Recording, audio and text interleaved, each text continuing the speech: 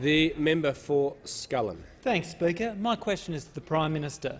The Catholic Education Commission in Victoria has said of the government's cuts to schools, and I quote, "For Victoria's Catholic schools, that funding cut will add up to over $25 million per year." So why did every member of this The member for Scullin government— will resume his seat. The members for Barker and others will cease interjecting. I can't hear the question. The member for Scullin will begin again. Speaker, my question is to the Prime Minister. The Catholic Education Commission of Victoria has said about the government's cuts to schools, and I quote, "For Victoria's Catholic schools, that funding cut would add up to over $25 million per year." So why did every member of this government, including the member for Menzies, vote in this very House for $22 billion of cuts to schools? Will the Prime Minister now admit to the Australian people and every member of this House that he's cutting funds to Catholic schools? The member's time has concluded. The Leader of the House and the member for Grayndler will cease interjecting. The Minister for the Environment and Energy, representing the Minister for Education. Well, the member for Scullin may be interested to know that under the Turnbull government's plan, there are 46 schools in his electorate. Members on my left.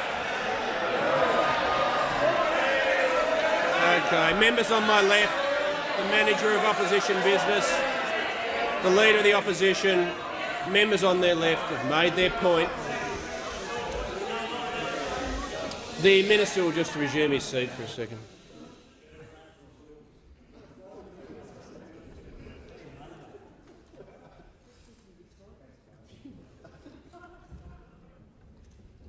The Minister has the call. The House may be interested to know that in the electorate of Scullin, there are 46 schools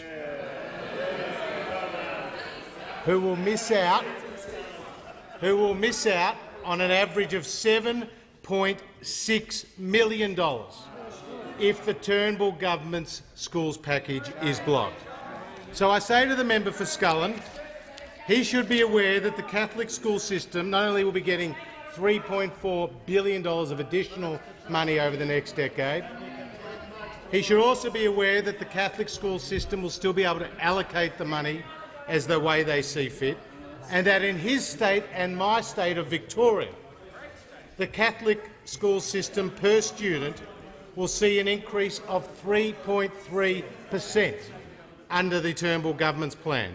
In the state of New South Wales, the Catholic system on a per-student basis will see an increase of 3.6%. In Queensland, that increase will be 3.5%. In South Australia, it will be 3.7%. In Western Australia, it will be 3.8%. In Tasmania, it will be 4.3%. So, Mr Speaker, the Catholic school system, like the independent school system, like the government school system, will be much better off under the Turnbull government's school program and much worse off under Labor's 27 special deals.